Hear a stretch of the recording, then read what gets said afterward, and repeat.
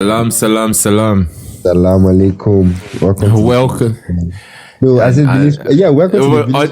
But urgent meeting of the urgent meetings. Yeah, I was gonna say if this was in August, would have said September. No, August meeting. It's not August. August meeting. Yo, that's actually a thing, man. Yeah, August meeting. But what is actually an August meeting? God, it's an Igbo thing now, no? Yeah, but as in why August? No, but I think August is maybe just before like harvest. Yes, yeah? Because the harvest is around that. I think the Yam festival is around that time. Yeah, it's around that time. It's the harvest festival around that time. So when is it? So is the August meeting beginning the year or ending the year? No, it's to research, and because our financial year is based on like I know, but I'm saying is it marking the beginning or marking the end?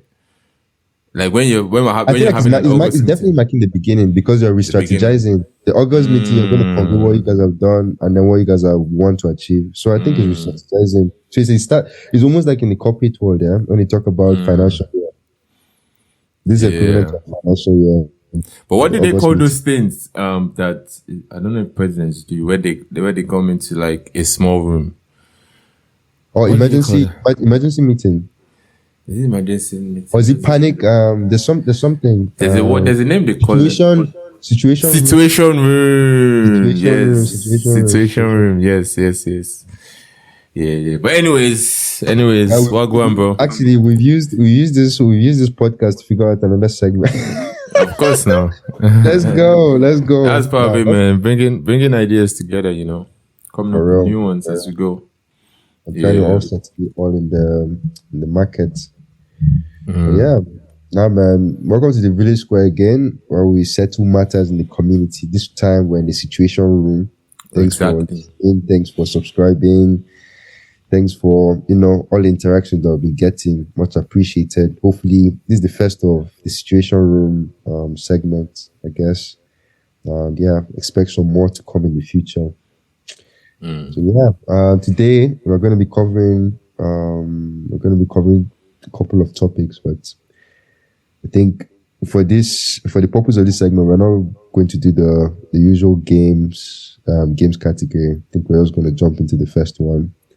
But just a quick one, bro, because they won't be able to see you on the video. So just introduce yourself so that they know. Oh, word, yes. My name is Esla, and I'm the normal host of our podcast, and I'm joined by my very own co-host today, Anyaugo. So Salam. So thanks for that reminder, actually. So now first question today that we're about to settle in this situation room is about to be honest, is more geared towards victimhood and like the Marxist ideology that I feel is getting a bit more prominent nowadays because of the leftist ideas. So my first question for you today is, why are our differences always highlighted when there's something to gain or something to lose in a society? Is it too heavy? Why are differences highlighted when there's something to gain or something to lose? In a society, in a situation of something to gain or something to lose, it means there's conflict brewing, right? People are in disagreement. Right. So if people are in disagreement, to foster the disagreement, you're going to find more reasons they disagree with, more differences about them. So it makes sense to target their differences. You're not going to target their similarities because that would resolve the conflict. But I'm assuming if it's a situation, like you said, if someone is going to lose and you don't want to lose, or someone is going to gain and you want it to be yourself to gain, that's already a conflict. That's already a conflict point. So you want to exacerbate the conflict, if you get what I mean.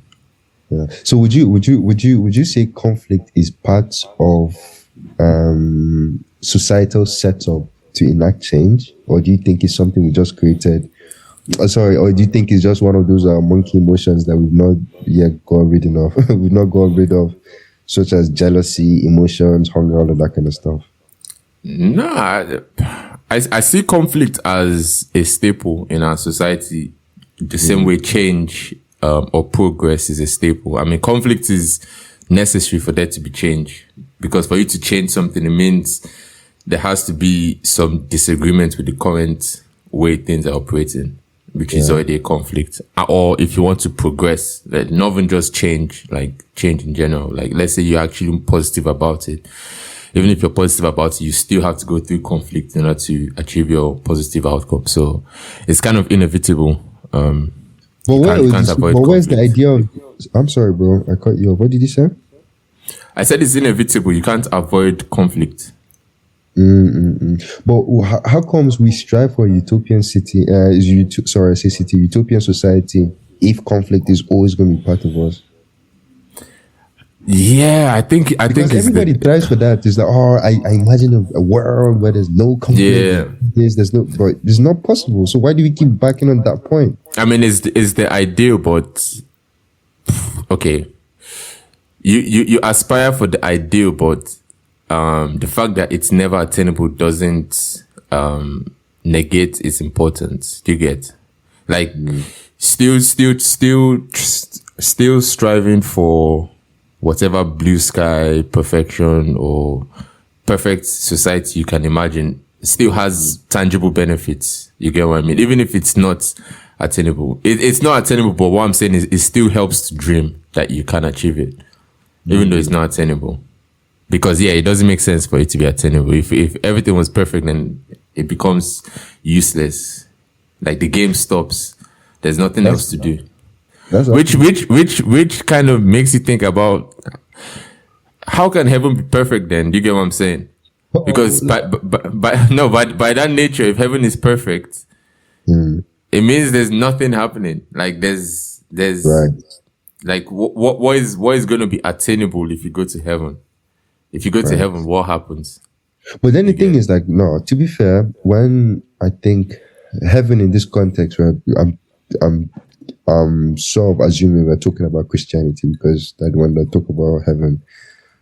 Heaven, I think, whatever your perception of heaven is, even if it's not Christian, afterlife, like paradise, because like different religious denominations, and they have different definitions for that. So I'm just specifying just for the sake of it. But to your point, I think most times when you think of spirituality and afterlife, the reason why people think that might be a perfect place for us is because that's within a realm that we imagine, that we don't have any experience of, right? And the thing is, like, if you're gonna hope for something after this, surely you're gonna hope for something better.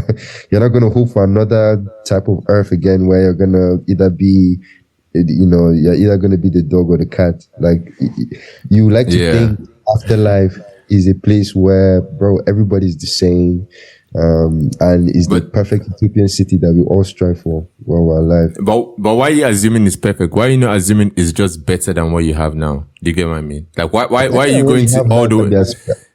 Why are you going all the way to the extreme of perfection? Perfection. But perfection, if you think about it, man, perfection is associated with, like, the best thing we can get, right? Or the most excellent thing that a human being can create or experience, right? And afterlife, the notion, especially in religion, the notion is, if you're a good Christian, good Muslim, whatever, and you die, you're going to get the perfect condition for you, which is paradise. That's why I feel heaven is ascribed to perfection in that regards. But paradise can be something better than now. Do you get what I mean? Like, life is all right. Anything better than now is perfect according to us. No, come on. There's a lot of things that can be better than now that is not perfection. So there's so many layers we can go. Let's list them. Let's dissect this. I like this. Let's dissect it. So many things like what. So many things that we can get rid of right now that you wouldn't say you wouldn't say society is perfect. if we get rid of, let's say we get rid of cancer, that still doesn't make society perfect. Let's say we get rid of cancel culture. That doesn't make society perfect. But those are facets of big things, though. If you say get rid of disease, not even disease. Okay, even if you get rid of disease, entire disease, it's still not perfection. There's still not perfection because you're still dealing with social issues like snakes, snitches, rats. You know, you get what I'm saying? No. Traitors, coons. Oh Lord, no, but there's still a lot of imperfections that you still deal with, regardless of the fact that there's no disease. That's what I'm saying. There's layers. That's true. There's layers for society to go before we even attain perfection. So for me, like, assuming heaven is perfect, it's like, cool. What next? Like, so we go to heaven, then what? Like, what happens when you're in heaven if it's perfect? I'm not saying it's not perfect. I'm not saying it is. I'm just saying the idea that it's perfect, like, what happens then? To me, it's more, in my own opinion, it's more realistic to assume that it's not really perfect, but it's some next evolution of what we have, meaning some better system that we are supposed to go there and also improve. And Earth is probably the test to let them know if you're gonna be worthy of coming through. Do you get what I'm saying? It's like it's like going from JS1 to JS2. Do you get what I'm saying? Earth is the exam.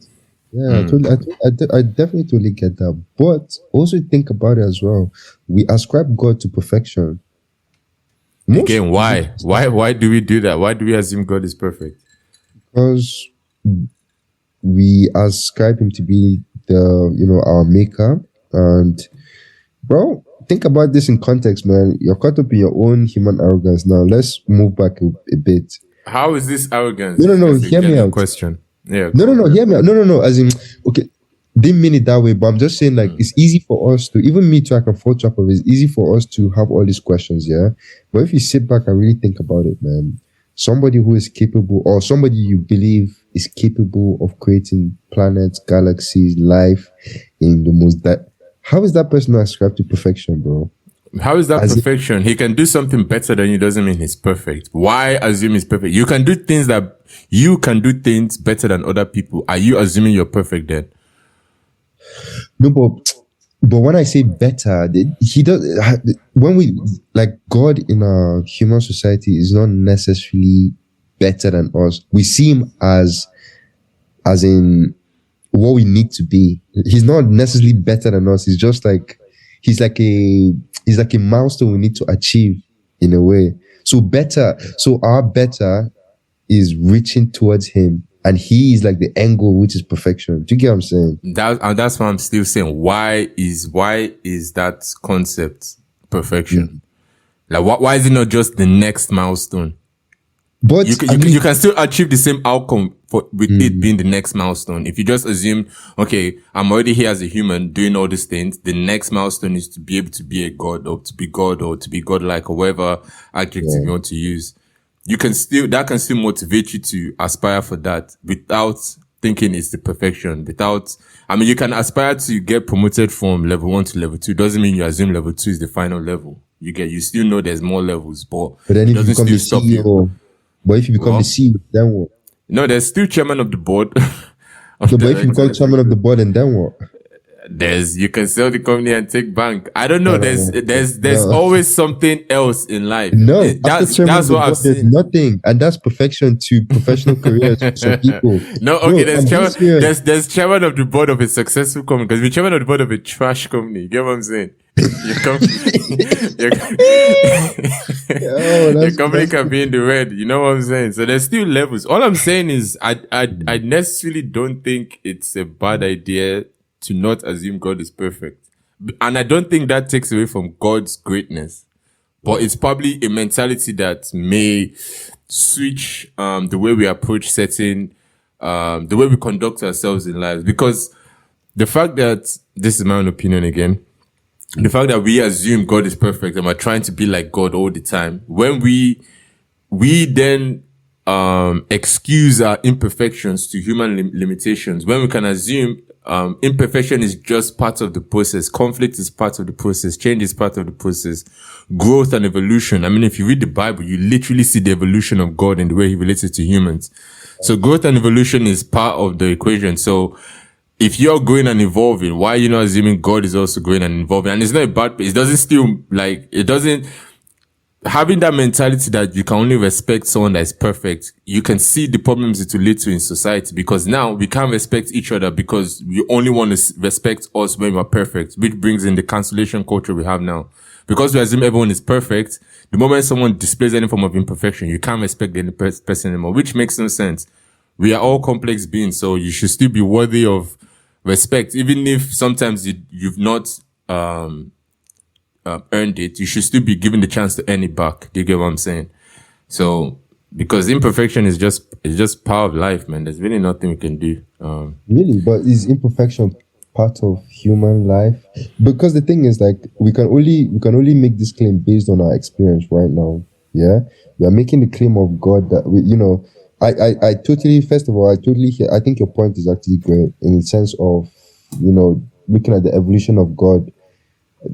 To be fair, I just kind of thought about it in a different. I'm like, oh, actually, yeah, you are making a very good point, because even God, as much as he's perfect too, he showed us that imperfection is being cool, because he was okay changing his mind. Yeah. The Bible many times without. But then again, why if you? Sorry, go on. No, go on. No. Listen, before feeling egotistical, that's all. Without feeling egotistical. Yeah, and I think that's the better message to adopt than the message of perfection. Like, that's a better lesson, in my opinion, to learn from God. The fact that it's okay to change. You changing and you evolving does not belittle your greatness. You're still a great person while accepting that you can still be better. So I think that's a better message than, nah, you're perfect the way you are and nothing can be changed, and that's the ideal. I don't think you can ever get there, in my opinion. So, but it's not a bad what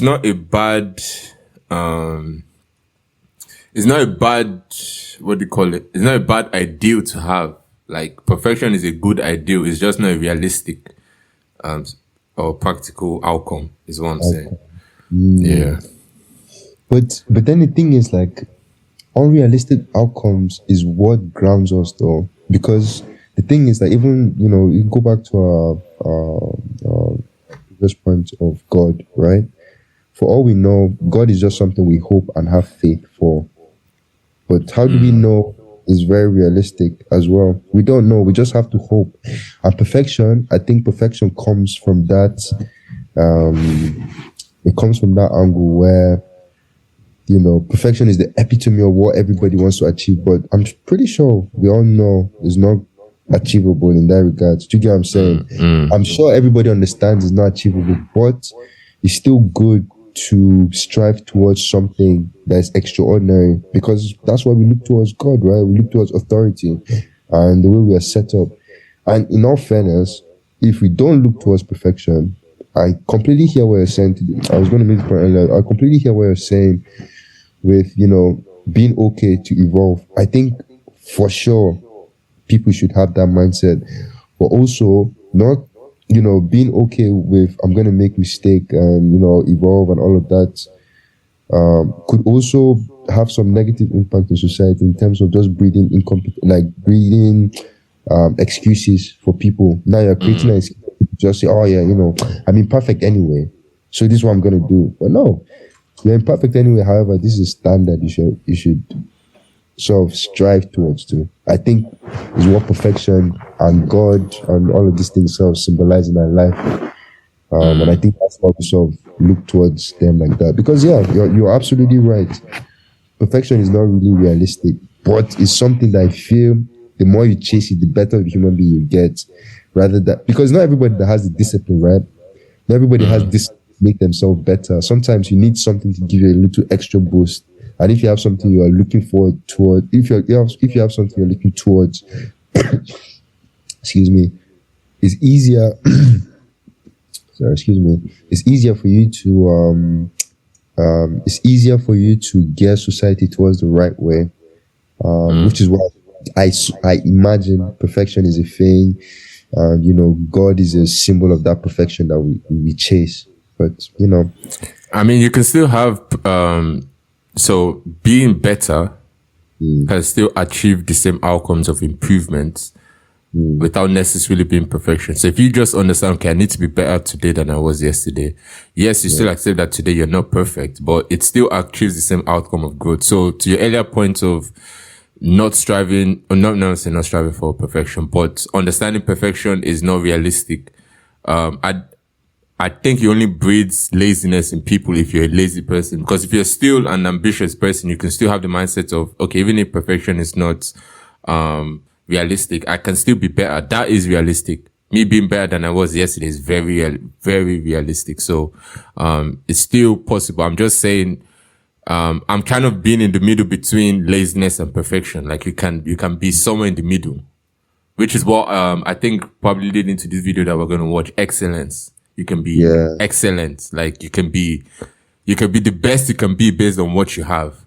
And then tomorrow when you have something else or have something more, you can be the best of what you can be with those new information and resources. So I think probably we can get into the video and see if there's a difference in perfection and excellence. And excellence. Yeah, sure. Run the video, let's see. Hi everyone, welcome to another Meaningful Monday. It's actually quite late for me to post this because it took me time to figure out exactly what I wanted to share with everyone.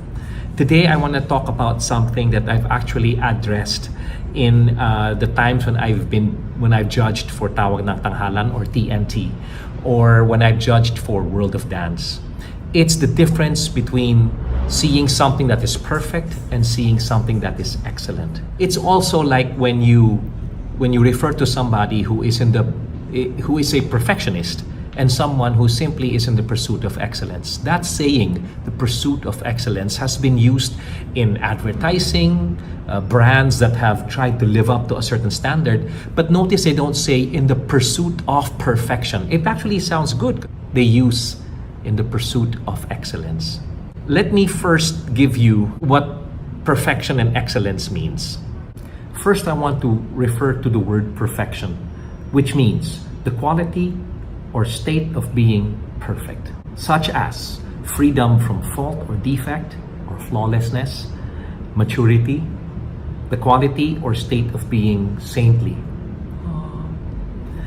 It's also an exemplification of supreme excellence, an unsurpassable degree of accuracy or excellence.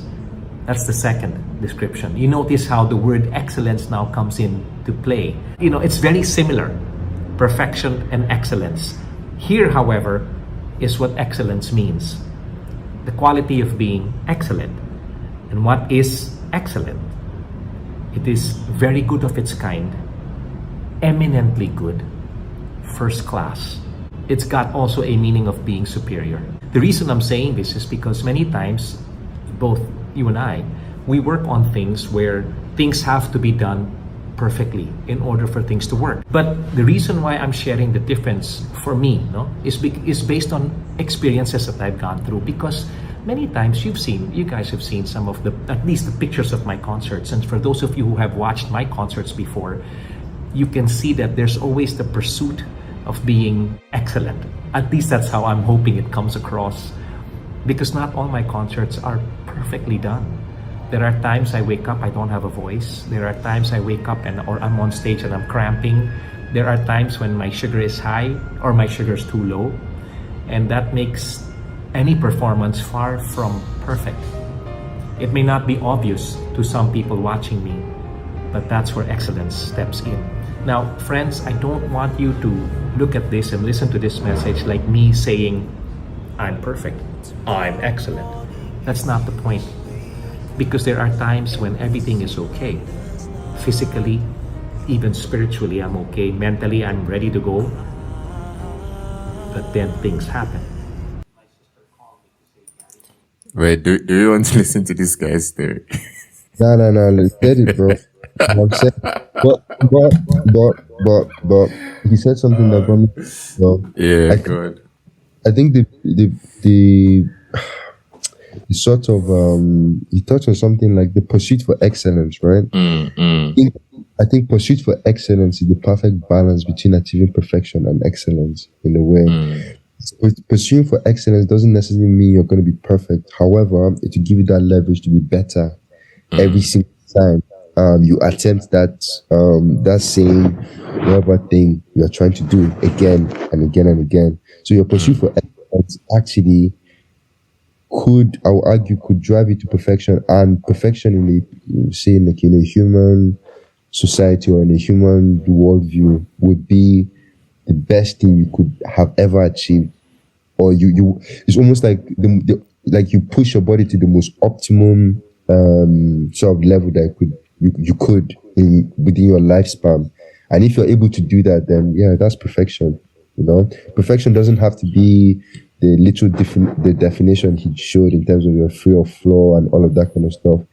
I think there could be like a hybrid definition of that from a human point of view, where achievement of perfection for humanity, for a human being, will be the pursuit of excellence, and the pursuit of excellence could be measured by the amount of efforts, blah, and all that kind of stuff. But you still have to have an element of something you're pursuing, because if you're pursuing excellence, it just means you're better at the skill.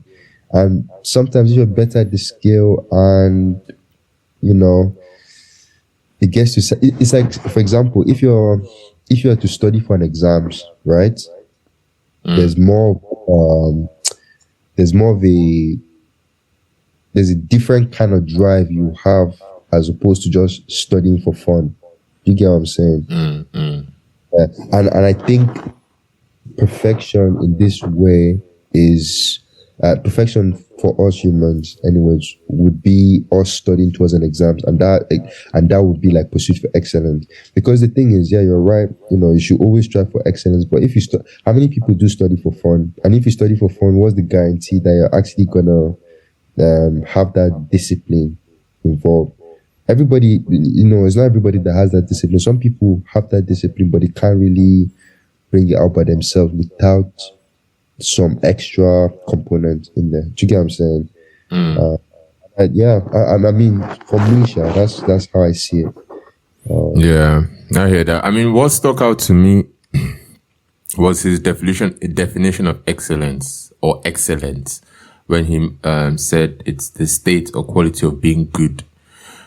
Because if you remember from the Bible, when they talk about the creation story and talk about how God created the world in 7 days, and each day after he did the creation, he always said he saw it and he thought it was good. He never said perfect. Now, if God is perfection and he is perfect, why wouldn't he want to make a perfect thing? And why wouldn't he describe the thing that he did in his infinite perfection as perfection, as perfect? Do you get? So I think the fact that he qualified it as good even showed you that he himself is giving his creation or his work still aspects to grow, because good can become better and better can become best. So even this, after he created, he still understood that his work was not perfect. It was just in a state of excellence, and there was still room for improvement, which is the key message, I would say, from that story. So to me, it makes sense that there's a slight difference between perfection and excellence is the more attainable thing that we should be striving for. It's not bad to have perfection at the back of our minds, but I don't think it should be the full focus, because it's really, it's not feasible to be attained, and we have no evidence of it being attained, although we like to ascribe it to God. But to me, I don't think God would want to have that standard for us, because I think it's like if you tell someone that wants to bench press, the idea of perfection to the bench, someone who wants to bench press, is the world record, right? If you have the world record of bench press, that's perfect in the sense of perfection. But if you want to teach the person to bench press, you're not going to tell the person to bench the world record in the start. You're going to tell the person to bench this one, then tomorrow you bench, maybe start 10 kilos, 20 kilos, 50 kilos. You get, it's excellence, it's state of being good. Because for the person that's never benched before, benching 10 kilos is not perfect. Obviously, it's not the world record, but it's good. It's a state of excellence, and that is what is more attainable and should be what we should be focusing more on, in my opinion. Can I But just say though, if you're go ahead. if you're a man and you're benching 10, I don't you need to, bro, get your stuff together. If you're a man and you're benching only 10 kg, bro, no, bro, do better. Oh my god. But Yeah. Come on, man. Some nah. some money out there, man. Come on. I know some ones are out there panicking already, but panic is terrible. It's terrible. Really 10 kilos. God damn. Yeah, well, man. five on each side. Wait, this is not even including the bar, because the bar is 20 in itself. Oh no, yeah, fraud. Oh. See, all those fraudulent behaviors. No, I'm not talking about the minus the bar. If you're only benching 10 plates on each Oh side, shit. God damn, that's cool. a female dog in an urban American Oh. that's what I'm saying. Do you know what I mean? no. That's what I'm saying. But cool. Damn, fair to enough. the point of even the bodybuilder point you're making, yeah. You are still striving for the world record, which is perfection. And that's the drive that you can build on. Do you get what I'm saying? Because the thing is that I'm saying it's at the back of your mind, but it's not what you're focusing on. You're focusing on just lifting more than 10 kilos. Yeah. And to your point, if that is at the back of your mind, at least that gives you a drive towards something that's going to help you. Even if you don't achieve that world record, your pursuit for excellence towards the end, if you push your body to the maximum, because to be honest, there are some people that just who are just not genetically able to ever lift that amount. It's just what it is. Do you get what I'm saying? But your strive for perfection, of breaking that world record could even put you on a journey where you can achieve some form of perfection in terms of your form, maybe your something else. You know what I'm saying? But and the drive for that excellence would, yeah. Sorry, what were you saying? So you can still get a drive from trying to be better than benching 10 kilos. So you said striving for perfect, but that's my point. If you don't have a drive, striving for perfection will not even give you a drive. If you don't have a drive, you just don't have a drive. But the point I'm making is trying to be better than what you are today is still something that will give you a drive if that's your focus, and it's something that is more attainable. So I think it will even give you a better drive than the drive for perfection, because the drive for perfection is so daunting. Like, think about, you've never bench pressed before, but you want to bench press the world record. It'll probably give you a drive for 1 or 2 days, but it's not a sustainable drive. However, if you take a drive of, you know what, I bench 10 kilos today, next week I want to bench 15 kilos, next week 20 kilos. That's a more sustainable drive. Like, that's going to keep you longer, to the point that you might actually even achieve the world record than starting off with the perfection. But if you're saying, you know what, I don't have any drive if I'm just trying to be better than I was yesterday, but the thing that will give me a drive is if I aim for perfection, I don't believe you. You will never get that drive. If you don't have the drive, you don't have the drive. Yeah. But to be honest, this could be this. I actually really hear your point, and I think I don't necessarily disagree, to be honest. But I think it could be a double-edged sword, right? In the sense of again, goes back to the point you made. I think it depends on the character of the person, man. There's some people, I suppose you're speaking for people who just have the daily motivation to just be better and better and better and better and better. But some people don't have that sort of mind of not. It's like some people can run for miles and you won't bother them, but some people can't do that. Some people can only run for miles when they know there's an end goal, which is the finishing line. Do you get what I'm saying? So to me, it's just like, I think this is just one of those things where it's different methods of achieving something supreme for yourself. Do you get what I'm saying? Perfection would, if you use perfection the right way, that would most definitely make you your best self, for sure. And if you use excellence, you still achieve the same result. I'm 100% certain of that. However, perfection also, like the downside of perfection is, to your point, I think that can lead to a lot of procrastination and a lot of I'll do it, and excellence can also lead to that giving up. Okay, cool, this is boring now, let me just go. If you don't have that drive. So I think, to be honest, I don't know, man. So no, I hear what you're saying, but I'm saying, so I fully understand what you're saying. I'm just saying the people that say the drive, like if focusing on just being better, yes, like you said, it can get boring, and after a while, because it's incremental gains, it doesn't seem as impactful as if you got all the gains at once, since you're getting like a little bit at a time. But the people that say they don't have the drive for that, but they would have the drive if they have a perfect goal, I don't believe those people. I'm saying those people don't have the drive. They're just using that perfection as an excuse. Yeah. So that's why I say, like, since we're talking about people that do have the drive, meaning they have the drive to be perfect, but they also have the drive to be better each day. Trying to be better each day would give you longer, more sustainable growth than trying to be perfect. Even if I agree that you have the drive for both, focusing more on the excellent part would give you better results than focusing on the perfect part is what I'm trying to say. It will give you, you're saying it to, like, achieving excellence is much more better than, so achieving step-by-step progress is much more better than working towards a goal. Not working towards a goal, but working towards the final goal at once. Like, you can walk towards a goal incrementally, but walking towards the final goal all at once, that's perfection. Like, I want to go from 0 to 100. That's perfection. But if you say, I want to go from 0 to 10, 10 to 20, 20 to 30, and maybe I'll get to 100, that is a more achievable goal and a more sustainable and productive strategy than trying to go from 0 to 100, is what I'm saying. It might happen. You might go on your first ever bench press and actually bench press the world record. It might happen. It's just not very attainable. So it makes no sense to focus on that when you can focus on the things that are attainable, which is steady progress. To be honest, like, the theory of steady progress is actually real. Like, most things that are very solid have solid foundations and they have building blocks.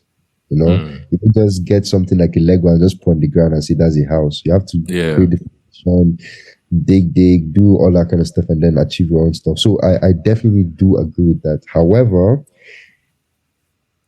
man, some of the baddest movies I watch of revenge, for example, thriller, where somebody puts a picture of his enemy on the wall and he's waking up to that every day, bro, has drove the sickest motivation I've ever seen in my life. I'm not even gonna lie.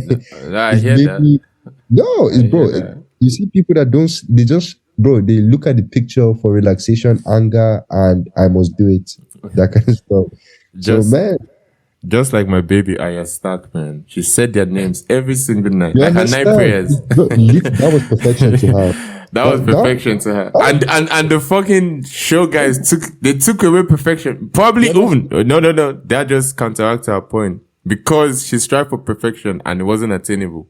Maybe she had gone step by step to kill all of them step by step. Maybe she should have had a chance to exact her vengeance on Cersei. But she went all in. And then at the end, it was robbed away from her. A stone. Imagine a stone taking that your perfection. Someone that you've been literally saying their name every single night ended up dying because a wall fell on them. That's to the point of sometimes perfection is actually most times is not attainable. You actually most likely never get there. And actually even to the point of Christianity as well, right? When you come, let's say religion, but I'm a Christian, so I'm more familiar with Christianity. When you try to be godlike all of a sudden, man, the devil just, as in, he just comes to you so hard. Then when you actually work on building yourself, man, you have a very solid foundation. It's very hard for you to break out of it, you know? You see, it starts with just going to, Sunday mass, and then it graduates to, okay, I'm reading my Bible. Okay, now it graduates. You always have something to fall back on. But if you just go all in, I want to be a pastor, boom. 10 years down the line, scandal, you're like, oh damn, the devil used me. And actually, fair enough. To your point, I think step by step is always attainable. But I still think perfection is a thing, though. I think perfection is something that allows us, strive for excellence, in my opinion. I think they work hand in hand, because you can't tell me you're pursuing excellence just because you want to be better. Better for what? You have to be better towards something. You want to go towards achieving something that has a sort of utopian view in your head. And that's the perfection. So I think they both work hand in hand, man. Obviously, I don't think using one over the other will work better. But most certainly, I think the incremental step of using excellence to achieve perfection is the best way, in my opinion. But all of them are equally as important, man. And to be clear, I think God is perfect, because the way I see God, I missed that. Just in case he's listening. In case anyone is, I think God is absolutely perfect, because for me, my worldview of God is that's the best human being I can be. If I can achieve that state, if I can achieve that mindset, that state of mind, that would be the most perfect Esla has ever existed. And to me, so if you get to God's level, would you stop? Would you stop trying to improve? Yeah, would I stop trying to improve? I mean, if I got to God's level, then what else is there to conquer? That's what I'm saying. That's the problem that arises with perfection. Then you become complacent. But then if I keep running and there's no destination, why do I keep running? I don't understand. You just keep running, baby. That's the point. The point is just to keep running, like the gazelle. Now what? Just keep running till you you tear yourself, you tear your hamstrings, bro. What? Rest, bro. Sit down, enjoy the song, take care of your family and that. Like, come on, what you doing? Like, come on, man. You're running like a runner as if you're owing people money. Don't be doing that, man. Like, once you've done something, you relax. And even God too. When God pursued excellence in creating the world, what did he do? He rested. Right? He rested. He rested. No, but he rested. He didn't stop. Rest means you rest and then you continue again. So no. Rested. Okay, Tom. If I reach God last, I'll rest, and then we'll look for the next challenge. I'll follow you in it. You know what I'm saying? So yeah. Do you think God is perfect or no? Last question. Do I think God is perfect? No, I don't think God is perfect. Why is God not perfect? What? Please leave in the comments. This is paganism behavior. In the comments, if you think Anyaugo is anti-God. I mean, what does that have to do with anti-God? That's by not thinking it's perfect. You have to Perfection is not necessarily a good thing. Why are you even assuming God wants to be perfect? That might just be your own selfish human greed instinct. Reverse. No. Let me check 6. Now pick 6. Come on, reverse double uno. Suspension, pick 2, pick 3. Double. This you. Oh God, but that's fair, man. As we established earlier, I think perfection is a good thing. It's just like any other thing. The means of how you achieve it is what will determine whether it's good or bad for you and even our society as we're talking in general. Because you can have same argument with food. Food is definitely good for you, but if you overeat, you be fat. And when you're fat, you become detrimental to your own self. Become detrimental to your own self. So it's like anything else. If you don't use something that's intended for it to be medicine for you, it will end up becoming poison. It's just facts of life. And perfection is just one of those things where I think as a human being, you have to strive.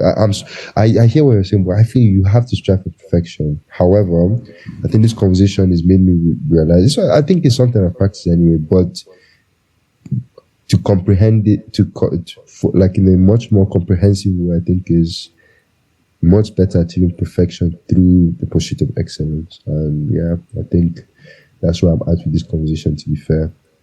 What about you? Any takes? I'm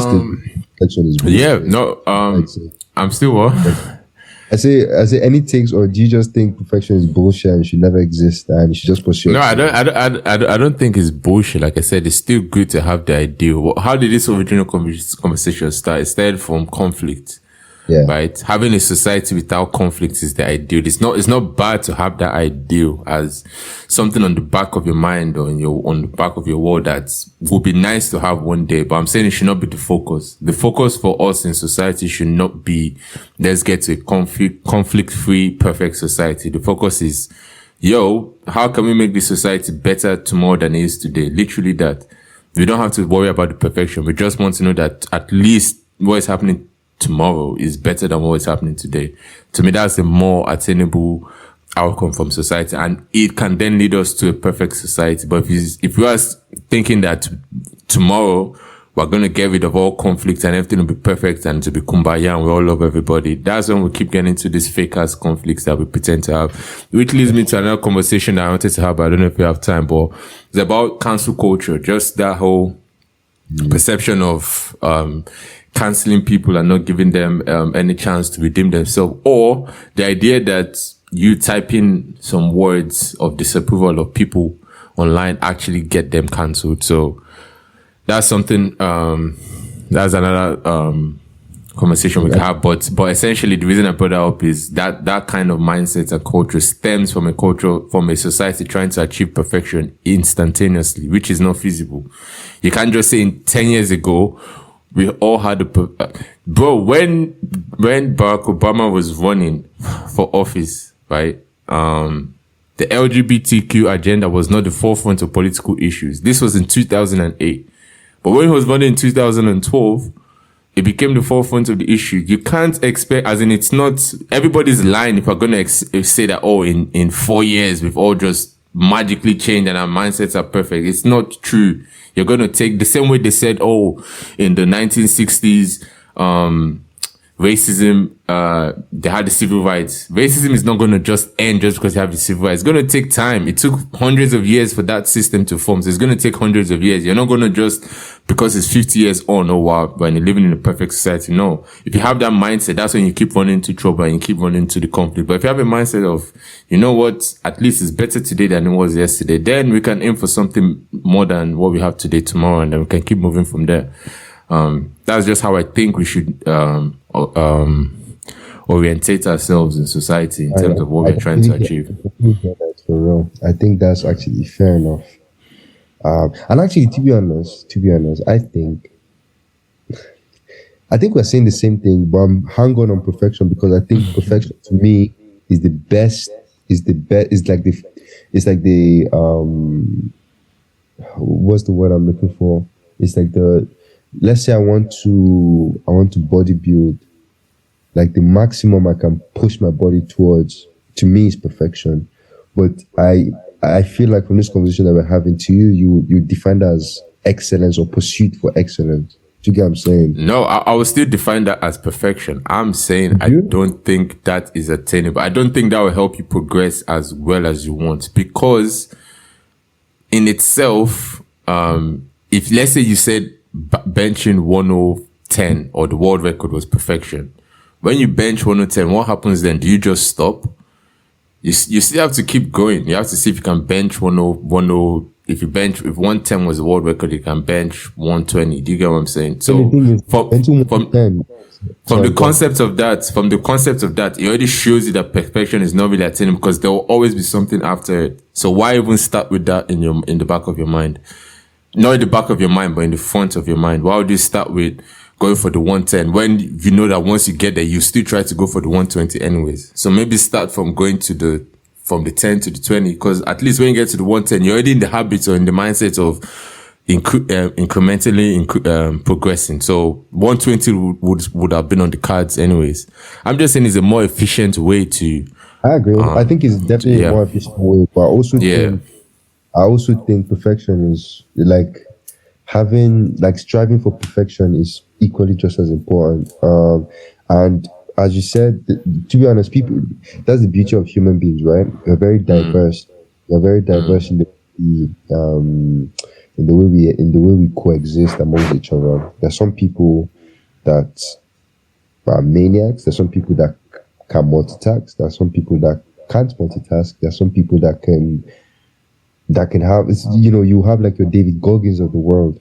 You know what I'm saying? And then you have your Tyson Furies of the world. You get what I'm saying? You have your you have the you can no sorry you can have the David Goggins of the world, and you can have your Lizos of the world.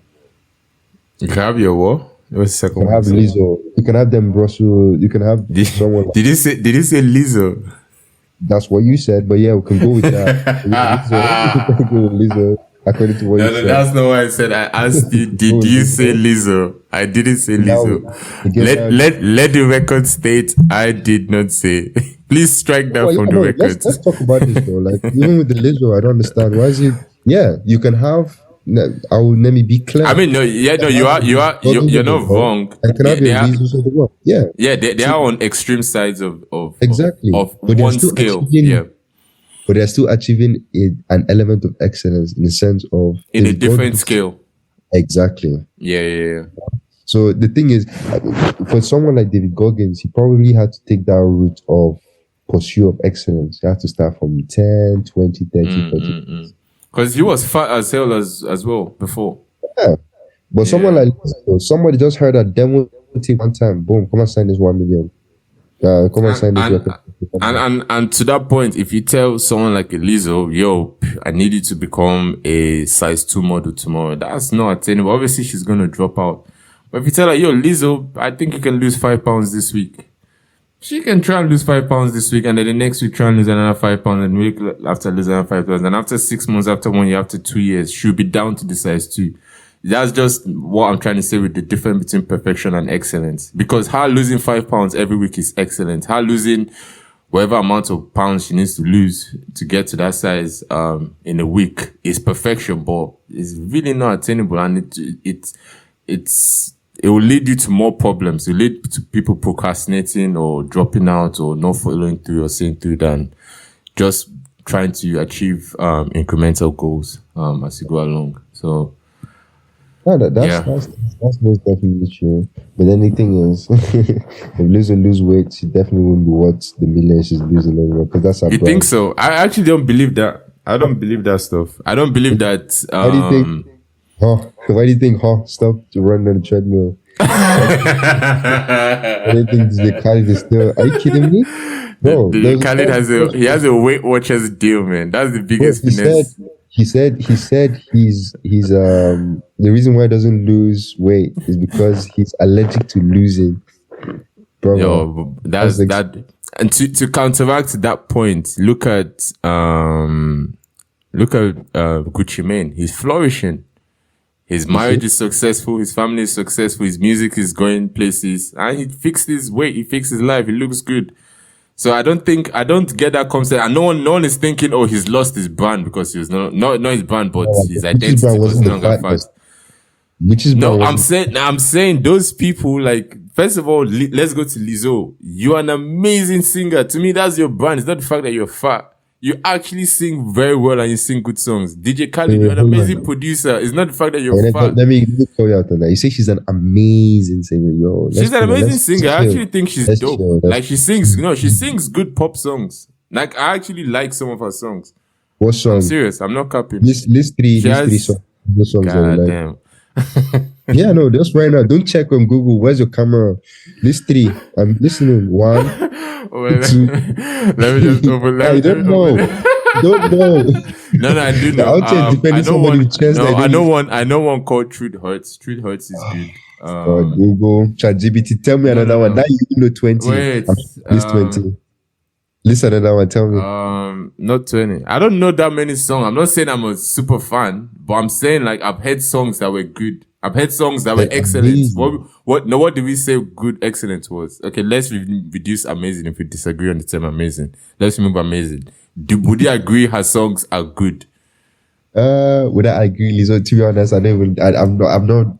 I've heard, at least she has one good song. I don't know what Lizzo sounds like, to be honest. Even if I've heard it, I wouldn't know it's her because I don't. I would argue she has one good song, and she has one good song. That's excellent. That's what I'm saying. If excellence is defined as that, and that's why my point is like don't let people get into that mindset of this is your brand. If you lose weight, people start fucking that's cap. Always improve yourself. Like let no one ever define you as your brand being failure. Do you get what I'm saying? just like someone being in class and saying, "Oh, you're known for being the stupid guy." That should never be your brand.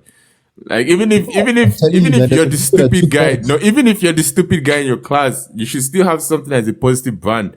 But to your point, like the people that took that being the stupid person in class as their brand, look at where they ended up. That's what I'm saying. Like you should never let failure be your brand. No, those people were not the stupid people. They're the funny people. That was their brand. It's not the fact that they were stupid. They were funny. Funny for real. There's actually a very huge difference in that regard.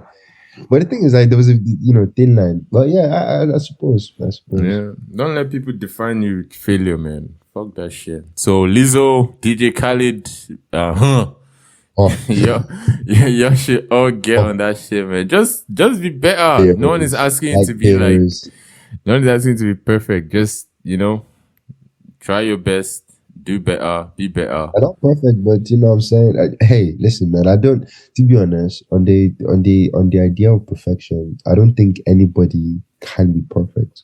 But yes, I definitely think you should strive for perfection.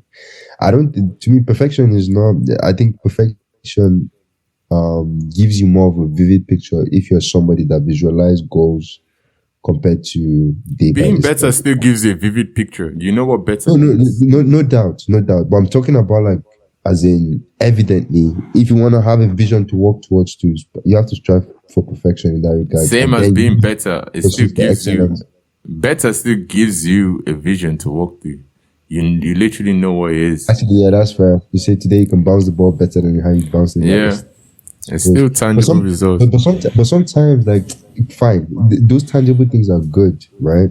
But without seeing having a big picture and using all those tangible sort of goals to achieve that, to me, I think that's more exciting. Surely, it has to be more exciting. Small goals, right? Small goals without a big picture is equally just as exciting. I'll find it really hard to believe, to be honest. No.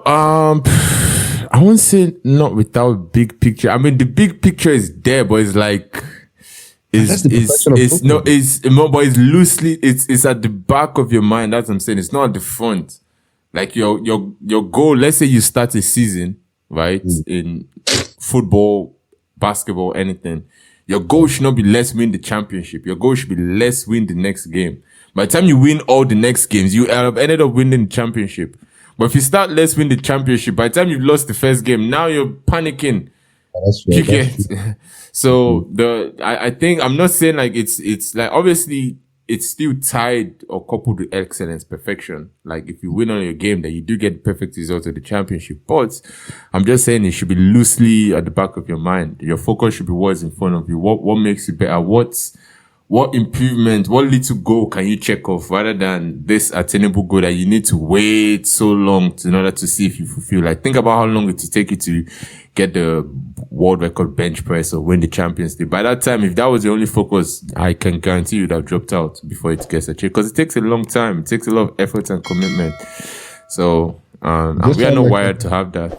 What? Yeah, I say this you sound like so in footballing terms, you're like Arsenal and I'm like City. I know I'm going to win the league. I need to do it perfectly. And you're like, no, let's just take it one Burnley game at a time. No, you're going to crumble. Yeah, man. Yeah, you're saying, yeah, man. Like, exactly. So that's my point. Fair enough. No, wait, what are you saying? No. You just say, yeah, man. I'm saying, yeah, man, to the point of taking one league game at a time. That's what City and Arsenal do. Isn't that their philosophy? Take it one league game at a time. No, City don't do that, bro. Come on. No, City do that. They try and beat everything. They take it one game at a time. But they tell you from the start of the season, we are winning the league. Yeah, it's a good ideal to have. I'm saying it's not bad. Yes, writing, okay, what are the good things once I achieve of this season? We are going to win the league. Yes, that's not bad, but it shouldn't be the focus every meeting, like every league match day meeting. The league trophy at the end of the season should not be the main focus on the board. The main focus on the board is how do we win this fucking game today that we're playing? How do we beat Newcastle today? That should be the focus, not how do we win the league. Is what I'm saying. Yes, it might be somewhere in the room. It might be somewhere among all the different goals that we're talking about. But the main focus goal is this actual game. Being better today that we win this actual game. That should be the focus. And I'm saying that's the philosophy City has made them successful. Bro, I was watching this video when Grealish was talking about how Pep, you know, Newcastle played I can't remember who, I think Aston Villa. Yeah. And they basically dominated them. So on the press. So Pep was trying to figure out how to beat Newcastle. And he just he deployed Grealish as a left back when they're building up.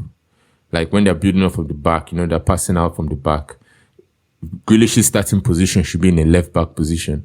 That is someone thinking about winning that game. But if someone that is thinking about winning the championship, he's going to do the same exact strategy that he decided when he started the league. And he'll play the exact same system and will probably fail and lose that game because his main focus is the championship. So he's not paid attention to how to win that actual game against Newcastle.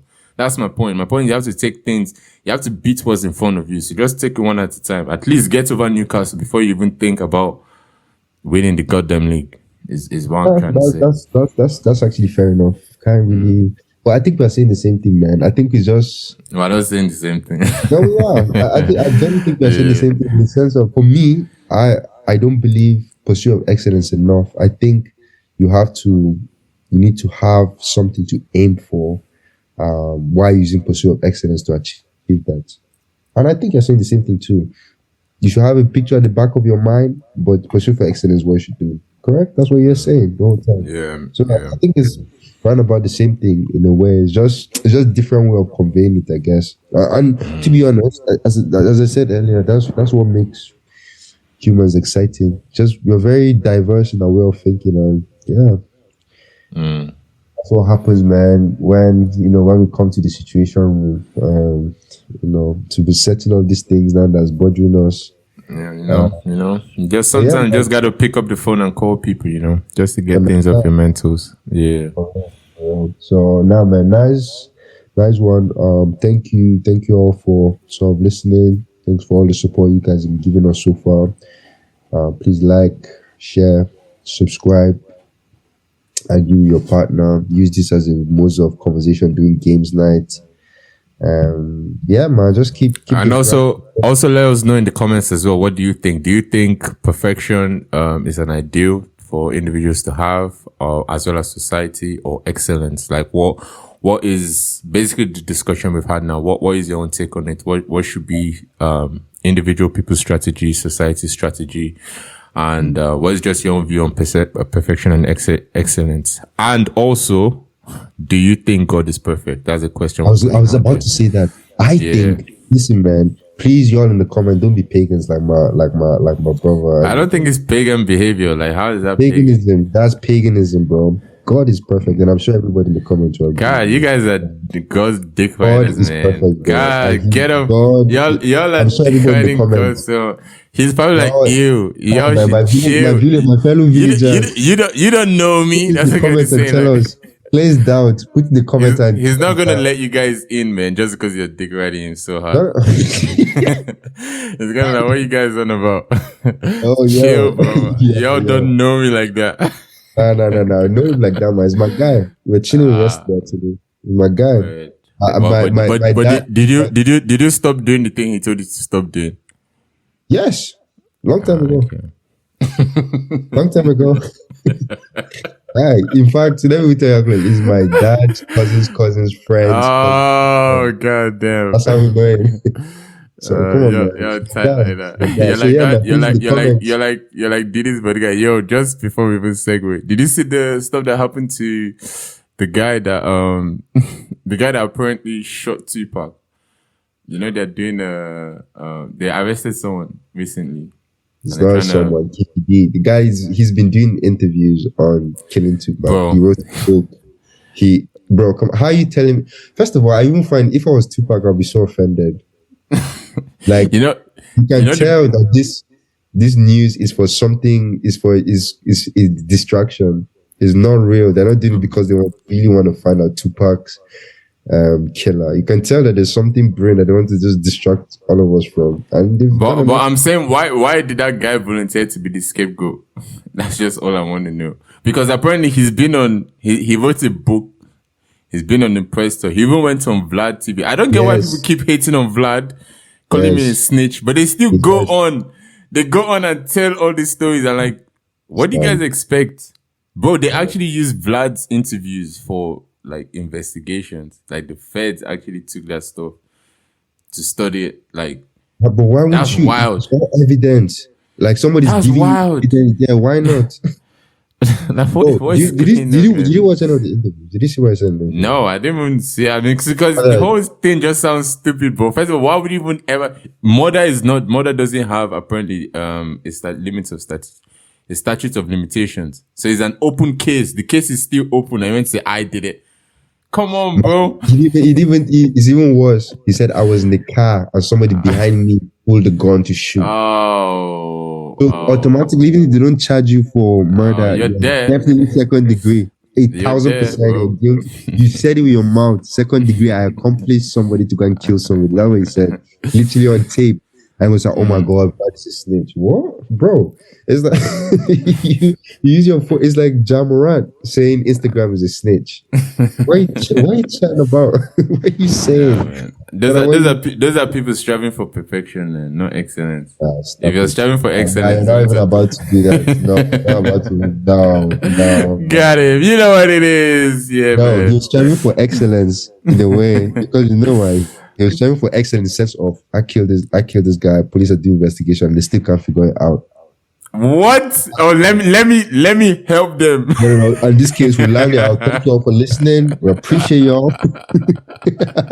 Yeah, go on, land. That's your point. No, man, let's end it there, man. We've said enough. I have a couple of Uno reverses. No. We've said enough. That's I don't want to be involved in that culture, man.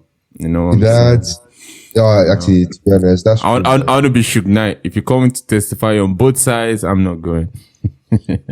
Stupid, and you still remain in jail for the rest of your life. You are stupid. Instead of just tell and come out and just why would he tell? He's not coming out, bro. As in, he ain't coming out. Bro, strike a deal. Bro. If I'm him, listen, man, what? You want to be a gangster for life? You think I'm gonna let you? What the game say when don't let him in? That literal people are gonna say, don't let this guy out, man. Even if he makes any deal, he ain't coming out, bro. Not that I'm not wishing him to come out, man. Yeah, I'm saying, bro. Well, first of all, actually, no, I don't know what he did. So let me. That's what I'm saying. You already. So let me not wish. No, I'm saying I'm not gonna wish for him to come out or stay. I'm indifferent because I don't know what he did. Why would I wish for someone to come out and then come out and find out that he actually deserves to be in there in the first place? So. No, I mean for me anyway. I always you want them to free him? No, not free him. I don't know anything. Not necessarily free him, but I don't really enjoy anybody's freedom being taken away from them, irrespective of anything. Just like death, right? I don't really wish for somebody. There are consequences in it. Yeah, no doubt. But you can still have you can still have emotions. I'm a human being. I still don't want to see somebody get locked up in a cage. That's not a nice feeling. That's horrible. Yeah. Because to be honest, say what you say, man. Again, it's almost like you agreeing with my point. So the people in the cage are less perfect than the people outside. Are you kidding me? No, they're less excellent. We're all imperfect. They're just less excellent.